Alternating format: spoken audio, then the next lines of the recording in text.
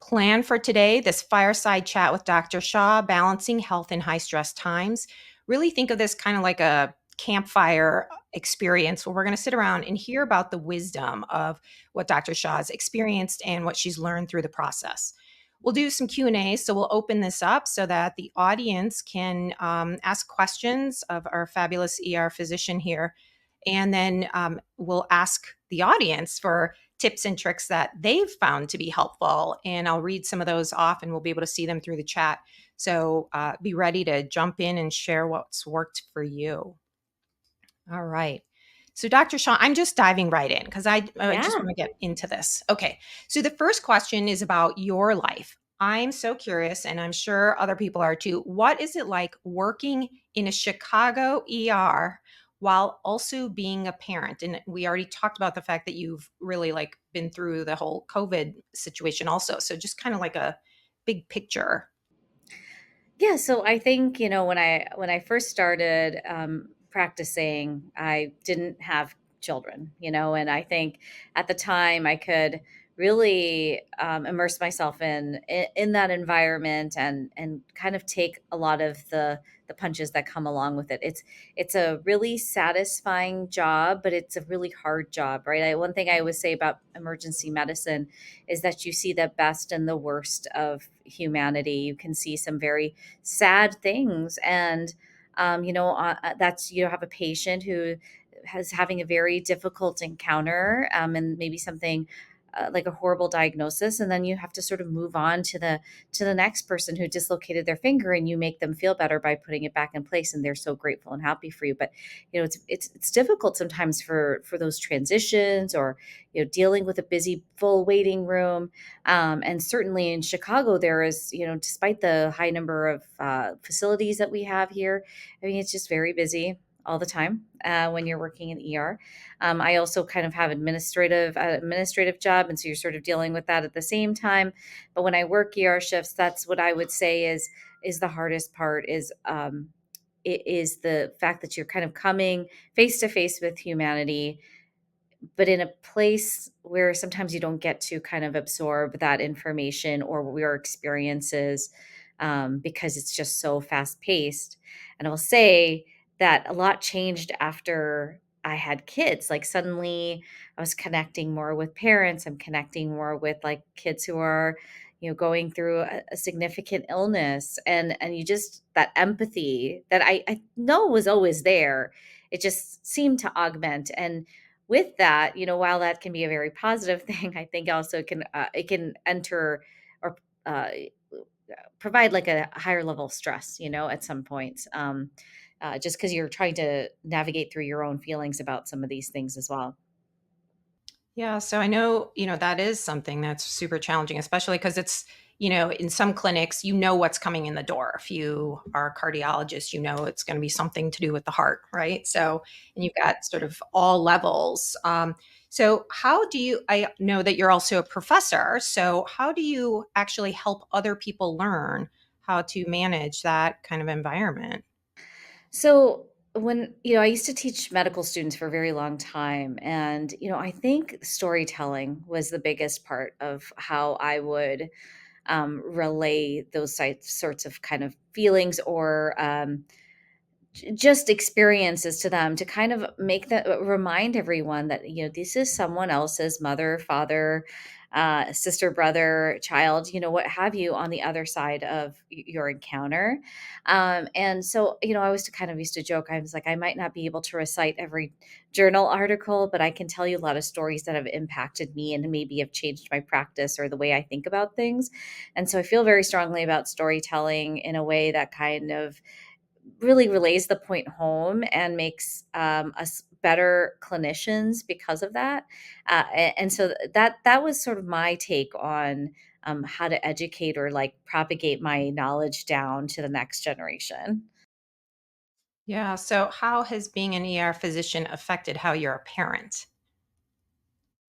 Uh I think sometimes in some ways great, other ways, because I do think I'm very like task oriented. And so, sometimes that gets my poor kids also have to be task oriented. And I'm always like, okay, come on, next thing, next thing, next thing. And Yep, but yep. that's just the nature of my job. And so I'm always kind of thinking about what's coming next. Right. And certainly tend to sometimes have my household running that way too. Um, that being said, again, I think, it's definitely helped me work with them when they're sick, knowing Yeah. what is serious and what's not serious, kind of understanding that sometimes children get scared when they're sick, and how to talk them through that fear, and hopefully get them, feeling better sooner, faster. Yeah. Are there any tools that you've taught them or that you take from, what you've learned about helping? I think even with children, they often will be, like you said, scared or stressed about something. And, you know, eh, you might listen and say, oh, this seems like such a no big deal. But we know for that child, it's a huge deal. So have you taught them some skills? Yeah, and I honestly think that doesn't even not even just for children. I think that we are should be validated in our feelings, whatever it is we're feeling. So whether you're an adult or your child, I think first of all validating those feelings and kind of recognizing that, it's okay to feel those things, but let's think about it in a realistic situation so we can work our way out of the box that we put those feelings sometimes in, and actually address them, and then find a solution to that Yeah. problem, right? And sometimes with my older daughter, sometimes I have to just sort of tell her, and she'll kind of perseverate on something because she's anxious or upset about, and I sometimes have to tell her, like, I think, it sounds like we're not going to find a solution today. Do you want me to listen to you? Do you want me to help you find a solution? And Mm. if right now is not the right time to find the solution, then let's just sleep on it and like try to work it out tomorrow. And so I think, again, trying my best to validate, which I know as a parent, it's like really hard when, again, you're overtasked, overworked all the time. You've got your full time job at work, and then you've got your full time job at home. And it's hard to be patient, but where I can, and I'm certainly not perfect, I try to do that. Awesome. All right. Well, so I'm going to ask you the next question. This is about your earned wisdom. So, obviously, working in an urban city ER and being a leader and being a parent and juggling all of these things, what have you learned about balancing health in high stress times? Well, I think I'm going to keep it real here and say I'm constantly learning. Like, that is not something that I've learned and I've got it down and I'm done. I think this is something that you continue to learn constantly. And probably until the day we leave this earth, I'm going to be learning about how to deal with stress. I think though, the other kind of humbling thing when you ask me that question is that I've learned from my mistakes. Yeah. I have spent many years in an unhealthy state because I've been overwhelmed with, school or work or family, what have you, it doesn't matter. And then saying, well, I've got this stressful life, so I deserve, but you make excuses, right? Like, I deserve these desserts. I deserve not to work out. I deserve, to like party or whatever it is that Sure. and so I still think that sometimes I deserve those things, but I think that I have like I've learned from my mistakes in the way that, I've had consequences to my health for those kinds of decisions. And now that I've learned that, I have more of a focus on, I also deserve to be really healthy 20, 30, 40 years from now and be able to, travel the world or take a walk without any issues. And I think that's become more and more important to me over the last few years. Yeah, for sure. I think as physicians, we see sort of when people haven't been taking care of themselves and sort of it's almost like seeing the fast forward of what our lives will be if we don't take care. And it is really real. Yeah. I So, mean, I can even say that, for like, I love my parents, but there wasn't as much.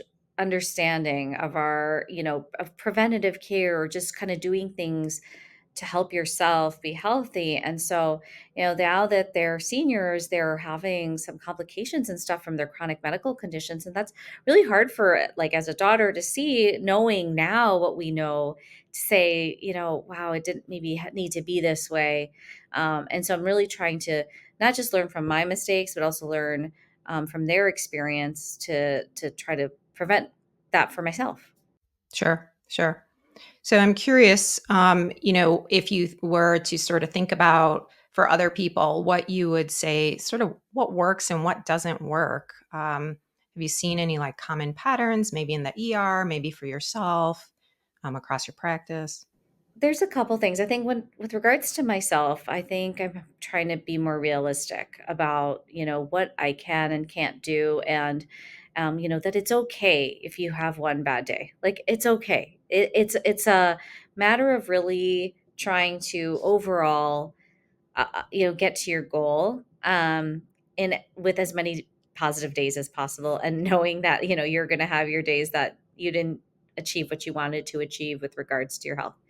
And sometimes it's okay to also just like work that into your schedule and say, this day my friend has a birthday party. I know that it's not going to be a great day, and I'm going to allow that for myself. But, the other 5 or 6 days, I'm going to cook, and I'm going to, try to um, make it work. So I think that's, for myself. With regards to, patience, I think what I've really come to focus on over the last few years is realizing that sometimes people really do want to take care of themselves, but they have other barriers to caring for themselves. So maybe you're the only person working in your family, and you've got to, financially take care of, you know, you're the sandwich generation, and you've got to take care of your parents, you got to take care of your kids, you got to take care of your own self, and maybe a spouse or a partner.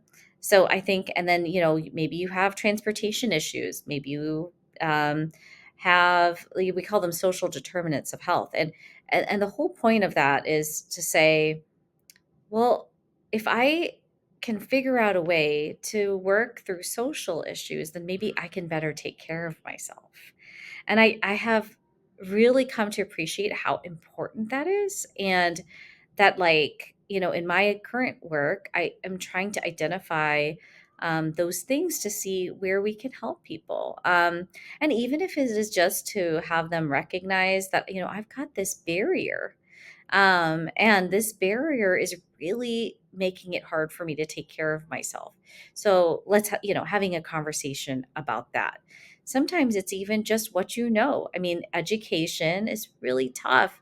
And if you have witnessed, your family, or the family, or others around you kind of doing things a certain way your whole life, then sometimes it's hard to break that mold and say, I'm going to do things a little bit differently, right?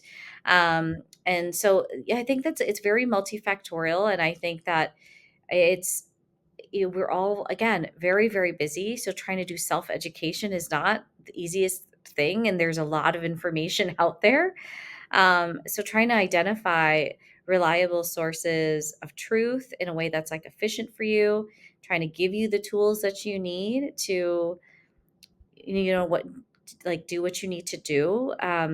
I'll give you an example. Like, I had somebody I had seen a little while ago, and he wanted to be discharged. He was ready for discharge, but then I stopped and I said, what about, you're going to need an antibiotic when you leave here. I was like, are you going to be able to go to a 24-hour pharmacy tonight? He's like, no, I won't be able to. Right. So, like, that's a conversation now that we're having, because I don't want to let you leave here and then you don't have transportation to go to a 24-hour pharmacy. You don't have any like, of your insurance card or your funds right now to go get that antibiotic. So let's have a conversation about that, because we need to make sure we do that and figure that's part of your story out, so that you can go home and stay home, rather than having a complication from your infection and needing to come back. So, that's a very simple, small answer to that, but it's I think kind of demonstrates that social determinants conversation. Yeah, that's so, I really like, especially this whole being realistic, for yourself and also for others, right? Helping them. navigate those barriers and the challenges. I also was very curious. Working in the ER, you work various shifts. And so I have a lot of patients that come in, they want to lose weight and they say, "Hey, doc, like it's impossible for me because I work different shifts or I have an irregular schedule." And so, one of the first things we do in our clinic, we ask people to keep a food log with the times that they eat or drink and to track it for in an app or whatever it is. And so that we can kind of see, oh, okay, this is the pattern of eating times or windows. How do you navigate that? And that's what's, at least in my line of work, that's really tough unless you're a designated night shift worker, so we talk about this actually with amongst friends, my colleagues about Mhm. this because when you are working, 1 minute you're working in the morning and then 2 days later you're working in the evening and then you're working in overnight, it makes it very hard. So again, I think that conversation about being realistic, so some people can, say, you know what, no, I only eat during the day. So even when I work a night shift, I'm not going to eat. And some people just can't do that. Like they can't make it through their shift. Like they either get too hungry or they feel like they need some sort of calories to think properly, and I think it's okay to be realistic about that and say, I'm going to try to do the best that I can, but I also need to know what my limitations are and not put yourself in a dangerous situation where, maybe you are not working at your best or, you don't feel well during your shift, that kind of thing. So I think that, if it means, for example, when I was, always trying to eat during regular hours because, I'd be walking around during the day. So, you've got some of that like metabolic energy you're expending during the day. So I always tried for a while to eat like during the day when I could. But if I worked a night shift, I just knew that that wasn't going to work for me. So that was a day that it kind of went out the window. So you needed like flexibility with how you're thinking Yeah, about it. I think sometimes it's like we're too, um, we're so restrictive sometimes with certain things. Like when we make a decision to do something, and then we almost restrict ourselves so much, then it starts to fail. And certainly, I think that if you have the ability to be restrictive, and it works for you, then that's fantastic. But if you have a weird, weird schedule, or you just have a crazy few days or what have you, then I think it's important to, again, have some insight into that. Yeah. Yeah, I often for my patients who come in for weight loss with and having shift work, one of the things that we find is super helpful is having that flexibility and the different kinds of, for example, a fasting pattern, a different time that you might exercise in different ways depending on what that shift work is. And so I've found it's been really helpful for tracking. Do you do any tracking or journaling? Sometimes I will actually track my like my calorie intake using an app, mainly because, again, I think I've made all the mistakes. Right? I've tried to do restriction. I've even consider I'm vegetarian, and so tried to go down the keto route and just gained weight instead because I was, it's a little harder when you're vegetarian. Not to say it's impossible. I know folks that are doing it and doing a great job, but to me it was hard, and I just wasn't getting the macros right, and so I actually gained weight on keto. So, again, by trial and error, I've tried to figure things out. And I will say, for many years, I was sort of in this yo-yo, obviously the roller coaster. This is probably the longest where I've at least kind of stayed within a 4 to 5 pound window. And I think it's really, again, because I've just like made the decision to eat healthy and at least learn about the macros so that even if I forget to log them one day, I can sort of in my head discern what it is that I'm eating and, that I'm kind of on track. And understanding, I think, kind of more importantly, understanding too that as you age, the needs are changing. And so, Totally. yes, yeah. And so, I'm in like, unfortunately, a perimenopausal sort of state of, or my age, and so what I need today is far different than what it was 15 years ago. What I needed to do to maintain my weight is different than it was 10 years ago. And that's okay. That's why I said, like, I think you need to be able to adapt and change and be flexible, understanding what phase of life that you're in, what is going to work for your lifestyle. I say that about like all, even chronic diseases like diabetes, hypertension. Um, it's so important. Like I try to tell patients all the time when they're like, "Oh, usually I've been on this medication for 10 years." I'm like, "Right, but you're something is changing in your body that is changing your condition, whether it's positive, negative, you need a medication change. It doesn't mean once you get put on a medication, you're on the same medication for life. Those doses might change because your body is Yeah. changing. And that's so true for women, particularly. We are constantly evolving, good or bad, right? So, Absolutely. Absolutely. Well, it was interesting. We had, we've really gotten a lot of questions about women and hormones and changes. And in the previous experience, we were talking to somebody whose specialty is in women's hormones around menopause.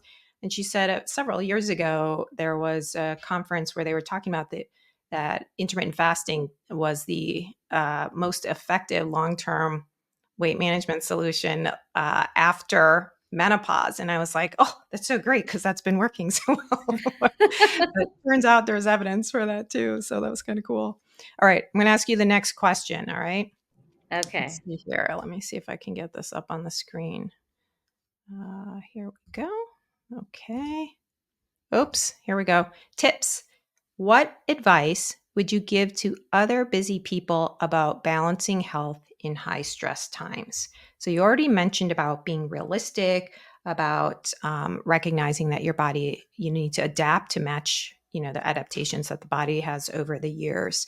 And this is after this question, I'm going to ask questions from the audience. So, if anybody has questions for an ER physician slash parent who is juggling lots of different things, be sure to ask in the chat and we'll answer some of those. I have a few other questions from earlier also. So let's start with this one. What advice would you give to other busy people about balancing health in high stress times? So one thing I actually started employing in the last 2 or 3 years, and this is just not to say it's for everybody, but I certainly have found it to be very helpful. I used to get kind of stressed out when things were really busy with life and work. Like I said, I was like, and I've been in a phase where I've been trying to prioritize my health, maintain my weight, and I would get really stressed out when I wasn't working out enough. So I'd be like, oh gosh, it's already been 3 or 4 days, or I noticed that we are eating out a lot because I don't have the time to cook. And love my family, but I'm definitely if I'm not the one cooking, we're not going to eat as healthy as I'd like to eat. So I did one thing that I appreciate. I have this huge, I wish I had it here, huge agenda book. And I know we're in the digital era. I'm all about digital. But what it helped me do was visualize things like with regards to like my schedule, my children's schedule, where am I going to have to drive them today? What appointments do we have? And then really look at that and say, okay, now where am I going to work out? And I actually would write in on the days, the days that I was going to work out. So, even if it was for 20 minutes, 30 minutes, an hour, whatever it was, I would put it in that little schedule in that agenda book to say, this is my time and this is when I'm going to be exercising. And sometimes, that time would be I have to listen to a webinar, but I don't have to interact. So maybe I'm listening to the webinar on a bike, or I'm taking a walk or something like that. But I started literally just putting that into my schedule because then it's just the act of prioritizing me, and I think Yep. you tend to prioritize everybody else in life. It doesn't matter who you are, what you do, whether you have a family, you don't have a family. But oftentimes, especially in American culture, it's work that gets prioritized, and I really needed to start thinking about where and when I could do things for myself. And beyond that, I would look at my schedule and see, okay, well, looks like on Sunday there's not a lot going on, so I'm going to do some food prep. And I would look forward as well. Like it's all calendaring. Okay. So Mhm. every time I'd look into my calendar and I'd see further down the road, like, wow, that looks like a terrible week.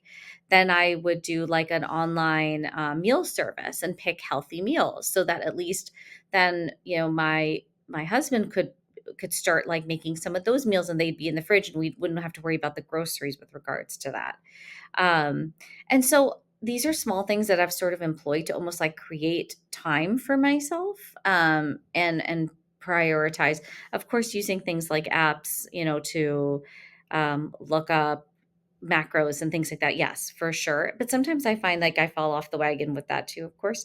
But again, I think the act of tracking your macros for a period of time will eventually get you into a cycle where you start to do it in your head, and understand like good, not good. I've always been surprised sometimes where culturally you may like think, oh, this is so healthy. This is so healthy for me. And then I've just started wearing a glucose monitor, as Dr. Perella knows. I'm like, we've talked about this, but I have insulin resistance, and that's genetic for me. I had gestational diabetes, so I'm just very, very high risk.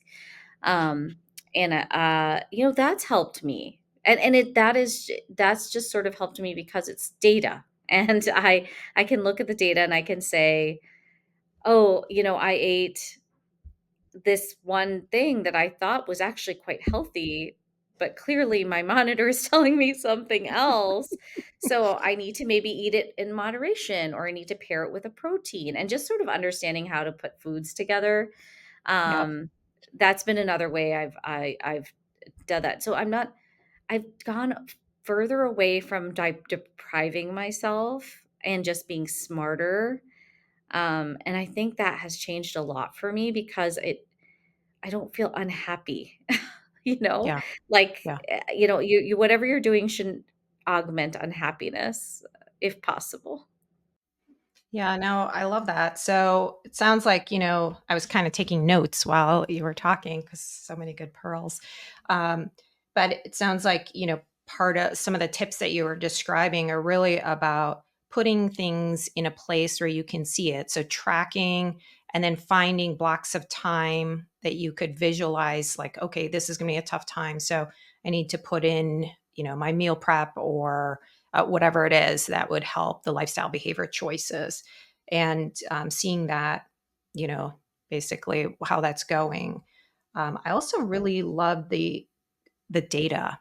I'm also into the data. I love seeing, the progress and learning and the awareness and then making change, right? And so you talked about tracking to build awareness and build habits.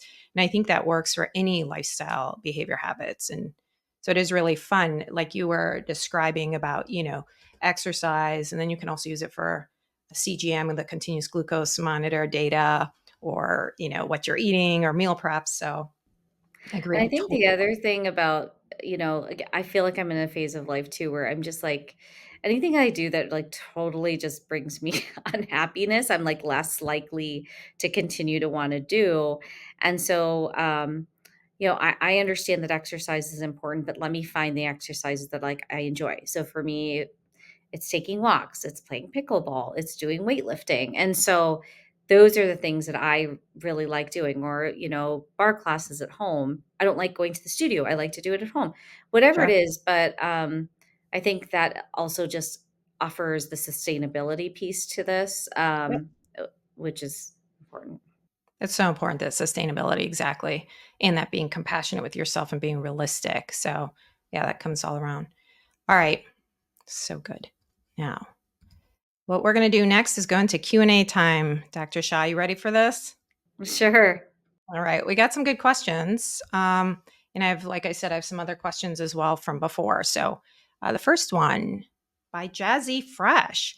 How would you recommend someone with a stressful lifestyle incorporate fasting into their routine? I've struggled getting to a full 18-hour of a fast.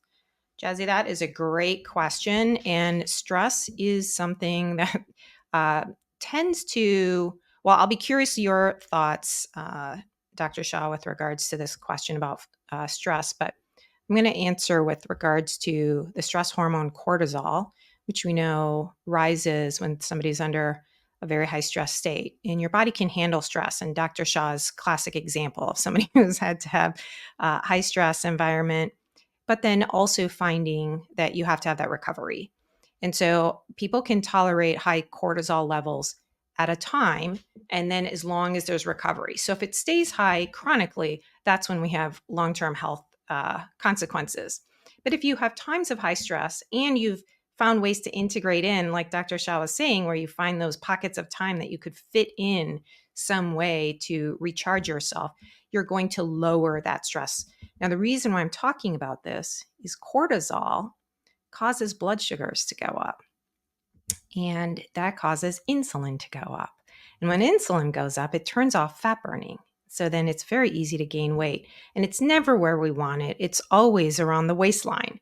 And so, with a high stress situation, if you have a stressful life and you're trying to push fasting beyond what your body can tolerate at the time, it can actually aggravate that cortisol response, meaning making it go higher. And that's not going to work in your favor. So sometimes the best way to be able to extend a fast, and if you're feeling better, you'll be able to extend the fast, is to find the other tools. It might be better sleep. It might be taking a walk. It might be getting a hug from a loved one. It might be petting an animal or going out, into nature or watching, waterfall, something like that. So those are really important ways to get your body in a state that it could tolerate fasting, and then it won't feel so hard. So it's actually a marker that the stress is too high chronically. Meeta, any thoughts or comments? No, I like I said, I think part of, what we've all been talking about today is that I've found that by employing some of those things, and for me, even I think somebody put this in the chat, but the whole like the calendaring thing, it actually is a stress relief for me because it gives me some like feeling like I have control. So for me, it's a control thing. And I tend to be more successful in whatever I'm attempting to do with regards to my health. Whether it's eating better, um, or exercising or what have you. And so I think that finding those outlets is number one, very important, but also two, it just sets you up for success everywhere else. Um, so, anyways. Yeah, totally. Totally.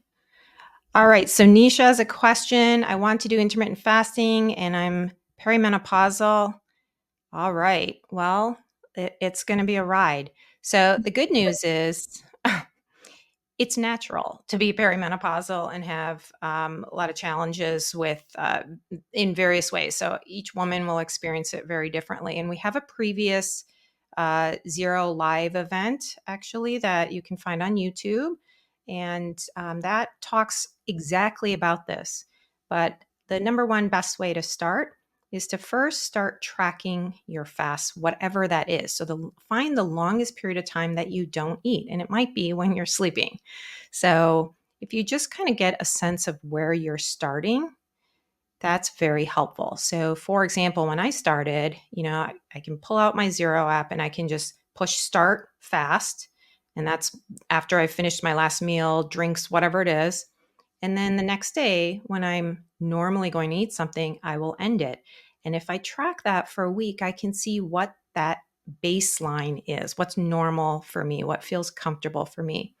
And if I'm actively trying to increase that fast, whether it's to reduce insulin so I can burn fat better, or for my gut, or other reasons, longevity, etc., then I would just add an hour every week. And so it doesn't have to be complicated, and you don't have to add that many hours necessarily. If you're already doing 12 hours, you're already like crushing it. Now it's just bonus, right? Everything beyond that. So that's definitely that will help also with setting the circadian rhythm for your body, which makes the perimenopausal period much easier to handle.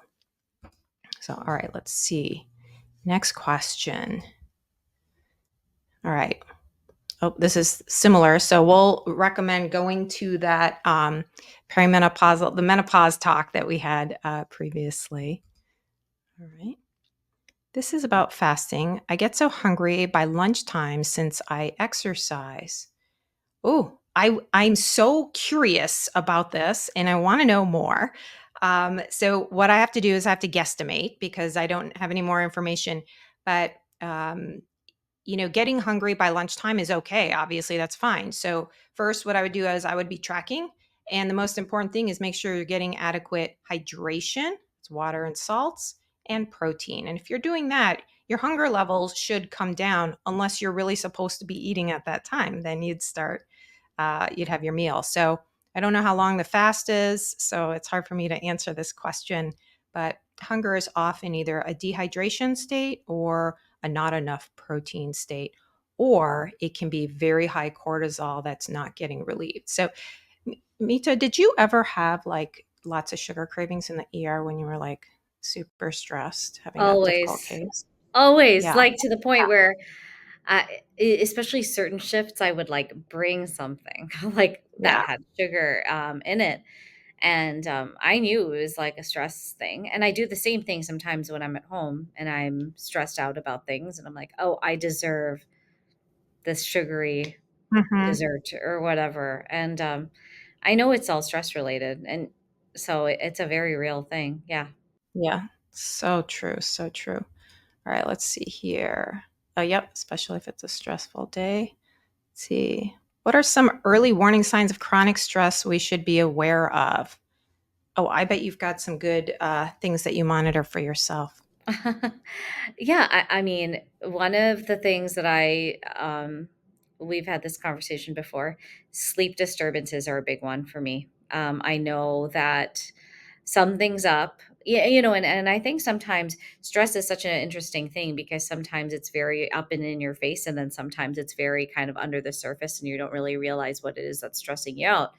But I think kind of one thing is for certain sleep disturbances, which is not going to help anything with regards to anything we're talking about today. So when you're, not sleeping enough and you're waking up multiple times, or you're up all night or half the night, or even just a couple of hours in the night, it certainly is going to increase that stress, and also be at the, conversely is a symptom of that stress. So I think the sleep is one big one.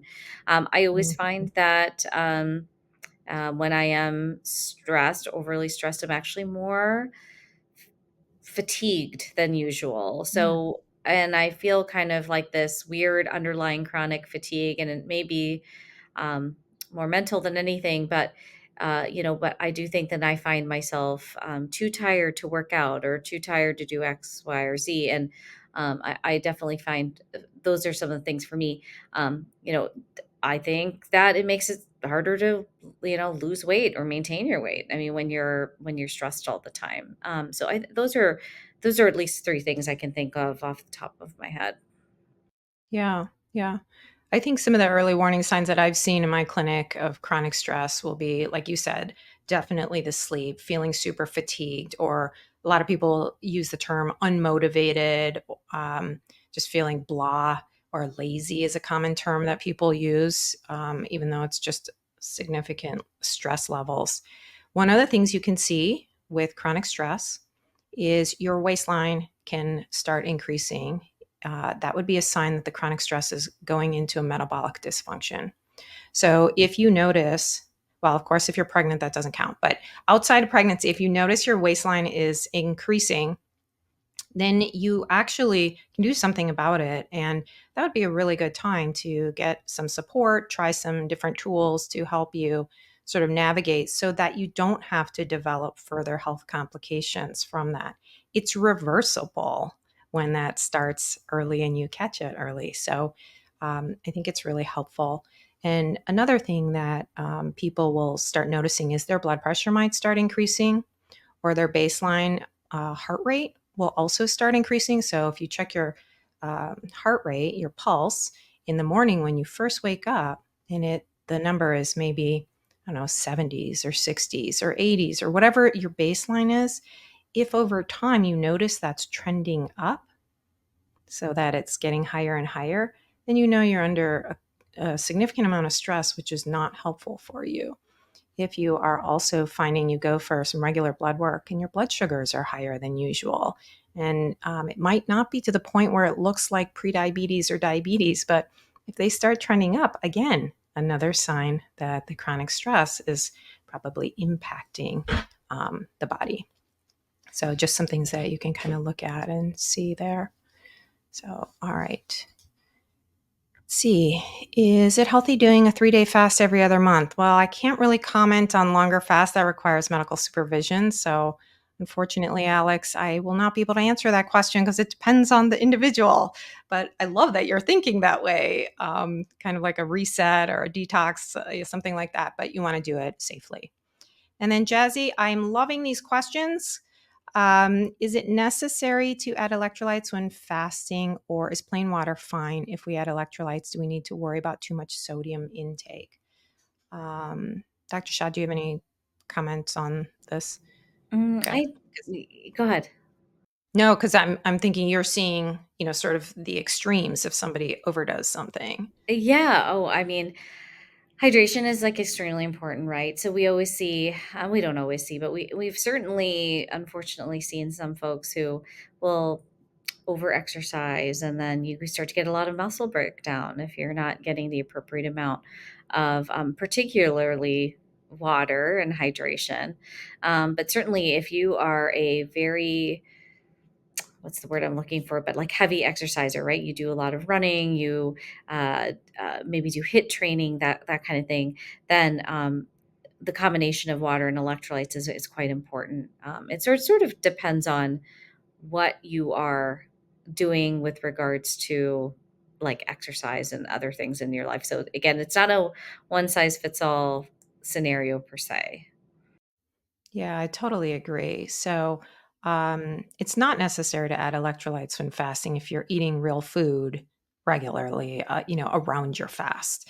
If, however, you're doing extended fasts and you are more active, or you're in a hot, humid area, or even a hot, dry area, those would be times you might need some electrolytes, depending on the medications you're on. If you're on diuretics, which make you pee off all the salts and water, that's also another time that you might need to do that. But again, these and you can have too much sodium, absolutely. It depends on the individual, and different health conditions can make that more or less of a problem.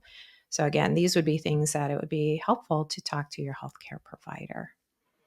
So, all right. Oops, did I just hide that one? And this will be our last question before we start getting feedback from our zero participants.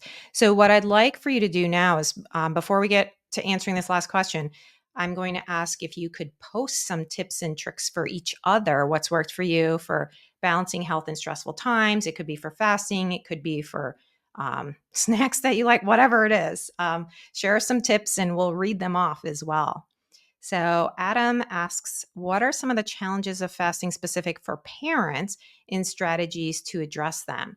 And I'll sort of expand that out for like healthy nutrition as well. And Dr. Shop, given that you were talking about, you're the one that's facilitating healthful eating patterns.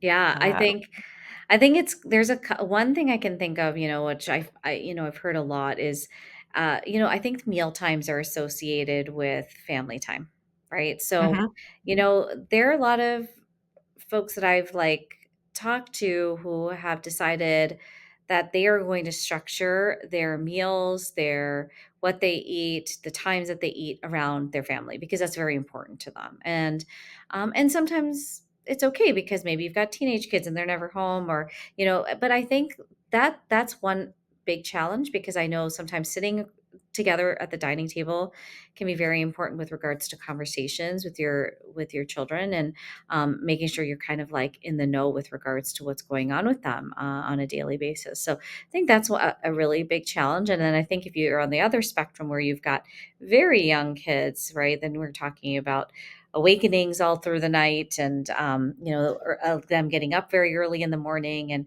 you're just constantly on the go, which I think it can make it quite challenging as well. I've always found that, again, my reaction sometimes to stress is that I want to eat or snack. So sometimes keeping myself busy, and structuring my meals like the way that I intend to during a day, has been helpful for me. So, even if it's just like having some tea or something to kind of get that craving under control, Yeah. and it is sort of the way I try to get over that. But certainly, I think the way that the schedule is erratic when you have smaller kids certainly, it poses a challenge.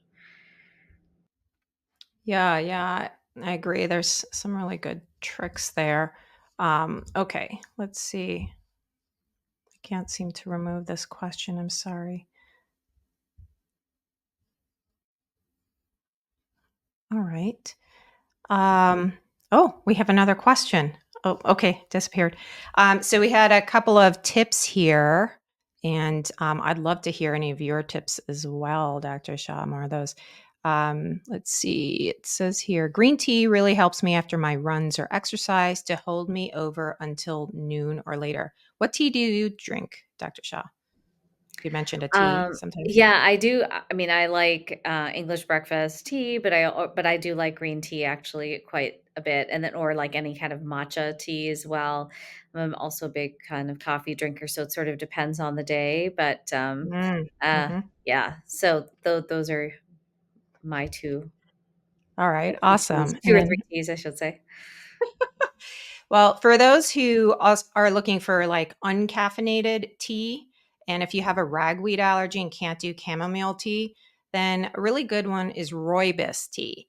And so I am absolutely recently like obsessed with vanilla rooibos, and I put it in little tea, little tea strainer thing, and stick it in a pitcher of water the night before, and the next day, I stick it in the fridge. Next day, I have this ice cold vanilla rooibos, which is outstanding, and I can drink it even at night and still be able to go to sleep. So for anybody who has not discovered It it, a is patient told me delicious. about it. It's Yeah, I forgot amazing. about that one. I haven't had it in a while, but I used to drink it a lot. It's so great. It's Yeah, it's delicious. so good. So, anyways, all right. Aside from that, and then Jazzy has a tip for us: sourdough yeast donuts and Detroit style pizza. Sorry, Chicago. Oh, okay.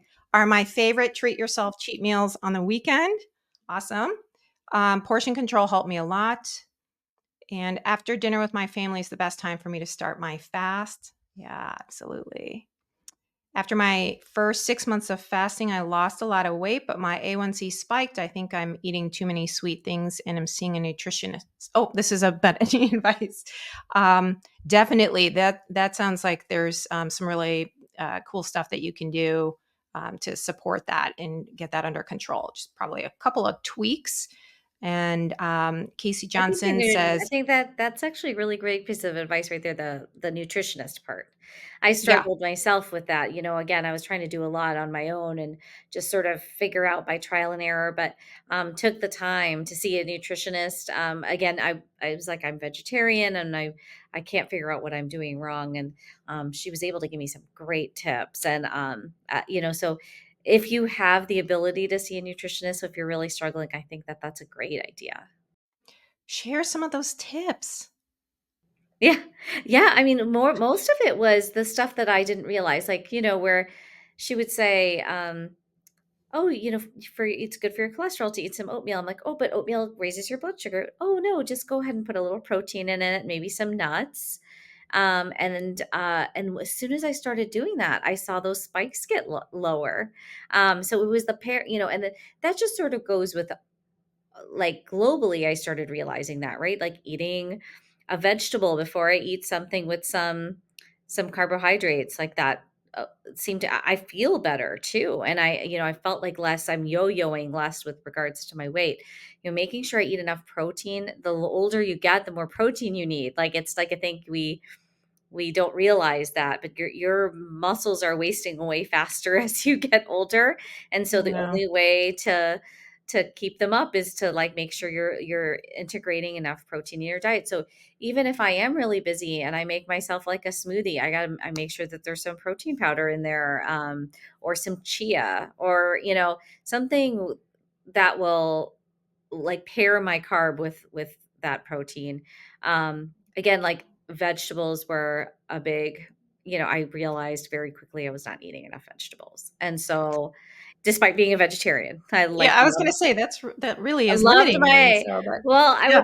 I loved fruit and I loved cheese Mm, and I loved, bread. And so sure. um I think that raw vegetables was just something I was like doing a really poor job at Got it. incorporating into my daily eating. Yeah. So I've found those small, or I used to think that I couldn't eat nuts because they were too caloric, but those are like good fats, and they, Yeah. is everything in moderation, right? Like I think somebody had put that in the chat, being like, I find like moderation is my best friend, sort of thing, and same thing goes with some of those things. Like just because something is caloric, it may be good for you, so you just have to make sure you eat in moderation.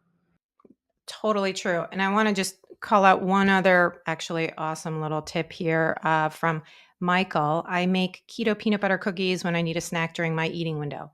Love that idea of preparing something that you know is going to hit that craving during that time. So, all right. Well, we are running out of time, and I want to respect everyone's time and focus. Thank you so much for being here today. We've got our next Zero Live date on Monday, June 10th, and that's with Dr. Jeremy Allen. He is the team physician for the Chicago Bulls and the Chicago White Sox. So we've got him. He's going to talk about training and recovery.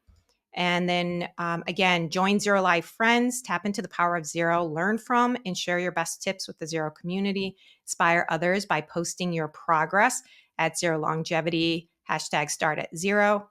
Become a Zero Life regular and invite your friends to join the fun. We've got tons of resources and support, and we're continuing to advance and change things up for you. So you can learn about the science, you can follow us on social. And I would like to also invite Tom Conrad, who is our CEO, to come and say a few words. But Dr. Shah, before we go, I am so excited that you came and joined us, and so grateful that you shared all your special information and experiences and that earned wisdom. Thank Thank you. you. Thanks. I appreciate it. Yeah. Um, Tom, can we have you come up to the stage? Awesome. Hello, everyone. Where am I? There I am.